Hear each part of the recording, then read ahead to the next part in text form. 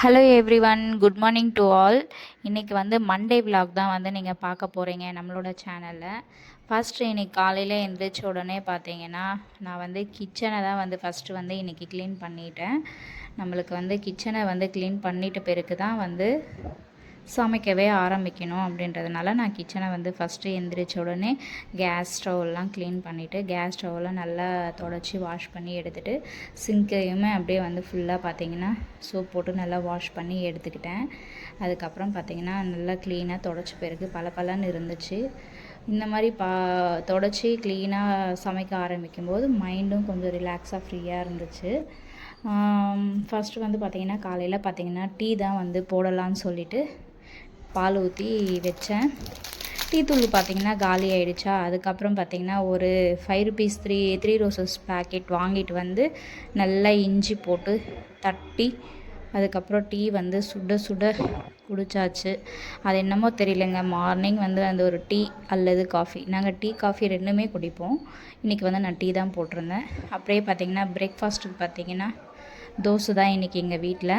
இதுக்கு பார்த்திங்கன்னா சிம்பிளாக வந்து ஒரு கார சட்னி அரைச்சிடலாமே அப்படின்னு சொல்லிவிட்டு இன்றைக்கி வேறு ஜெய்ஷாலுக்கு வேறு எக்ஸாம் இருந்துச்சா, சரி சிம்பிளாக சீக்கிரமாக தோசையை செஞ்சு கொடுத்துடலான்னு சொல்லிவிட்டு தக்காளி வந்து கட் பண்ணிக்கிட்டேன். ஒரு பழுத்து தக்காளியாக பார்த்து எடுத்துக்கோங்க. ஒரு 5 தக்காளி மீடியம் சைஸில் ஒரு 5 தக்காளி பழுத்த தக்காளியாக எடுத்துக்கிட்டு நீங்கள் வந்து வரமிளகாவும் ஆட் பண்ணிக்கலாம். அப்படி இல்லைன்னா நீங்கள் வந்து சக்தி மிளகாய் தூள் இருக்குது இல்லைங்களா, அது உங்கள் காரம் எவ்வளோ உங்களுக்கு காரம் வேணுமோ அந்த அளவுக்கு நீங்கள் ஆட் பண்ணிக்கலாம். அதோடவே சேர்ந்து பார்த்திங்கன்னா உப்பும் வந்து போட்டுக்கோங்க தேவையான அளவுக்கு. அதுக்கப்புறம் மிக்ஸி ஜாரில் போட்டு இந்த மாதிரி நைஸாக பார்த்திங்கன்னா அரைச்சி எடுத்துக்கோங்க.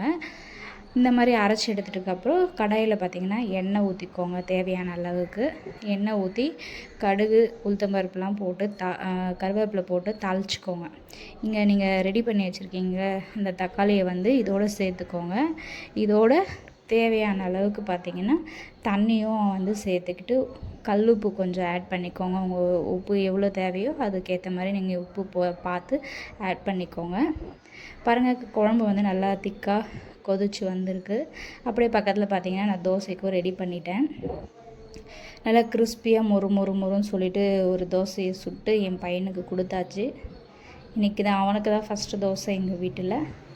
ஒரு சைடு பார்த்திங்கன்னா நான் தக்காளி ரெடி பண்ணியிருந்தேன் இல்லைங்களா, அதுவும் பார்த்திங்கன்னா ரெடி ஆகிடுச்சு. நல்லா திக்காக இந்த மாதிரி கிரேவி மாதிரி வர வரைக்கும் நீங்கள் இது பண்ணிக்கோங்க. நீங்களும் இந்த மாதிரி உங்கள் வீட்டில் ட்ரை பண்ணி பாருங்கள். நல்லா சூப்பராக எம்மியாக இருக்கும். தோசைக்கெல்லாம் இந்த சட்னி வந்து ரொம்ப அல்டிமேட்டாக இருக்கும். இன்ஸ்டண்ட்டாக சீக்கிரமாக ஒரு 5 நிமிஷத்தில் முடிச்சிடலாம்.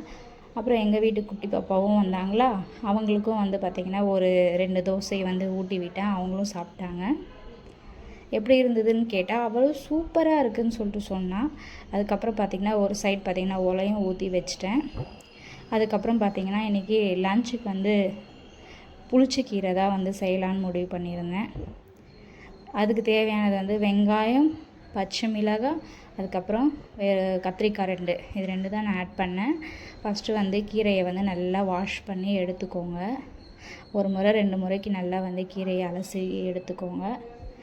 அதுக்கப்புறம் தனியாக எடுத்து வச்சுக்கோங்க. கீரையை நல்லா வாஷ் பண்ணிவிட்டு பார்த்திங்கன்னா புளிச்சக்கீரை வந்து ரொம்பவே எல்லாருக்கும் ரொம்ப பிடிக்கும், எனக்கும் ரொம்ப பிடிக்கும்.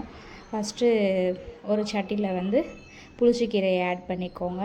அந்த கீரையோட உங்களுக்கு எவ்வளோ தேவையான அளவுக்கு காரம் தேவையான அளவுக்கு பச்சை மிளகாய் ஆட் பண்ணிக்கோங்க.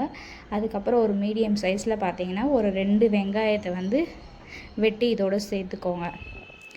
இது கூட வந்து பார்த்திங்கன்னா நான் வந்து 2 கத்திரிக்காயும் ஆட் பண்ணியிருந்தேன்.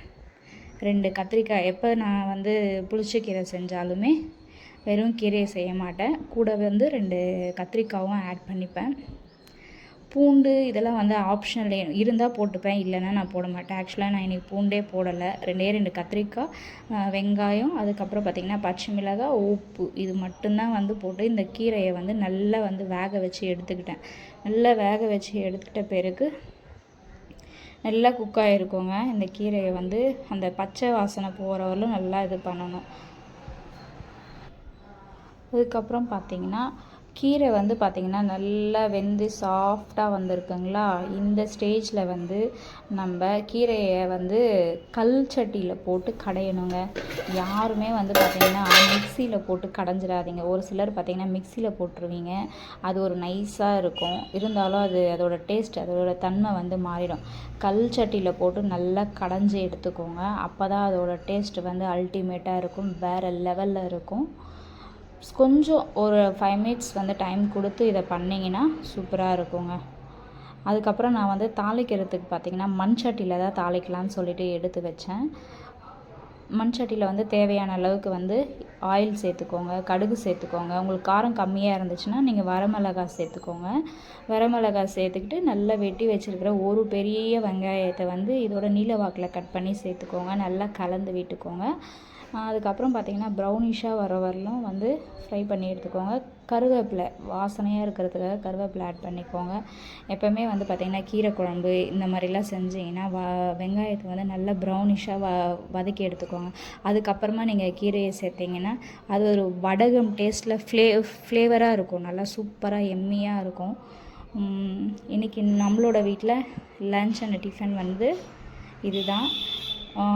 Keep support my channel. உங்களுக்கு இந்த வீடியோ பிடிச்சிருந்துச்சுன்னா மறக்காமல் கமெண்ட்டில் சொல்லுங்கள். இனி மிஸ்டேக்ஸ் இருந்தாலும் சொல்லுங்கள், நான் வந்து சேஞ்ச் பண்ணிக்கிறேன். இனிமேல் நம்மளோட சேனலில் இப்படி தான் vlog வரும். தேங்க்ஸ் ஃபார் வாட்சிங். புதுசாக யாராவது நம்மளோட சேனலில் பார்க்குறீங்கன்னா நம்மளோட சேனலை வந்து சப்ஸ்கிரைப் பண்ணிக்கோங்க. பாய்.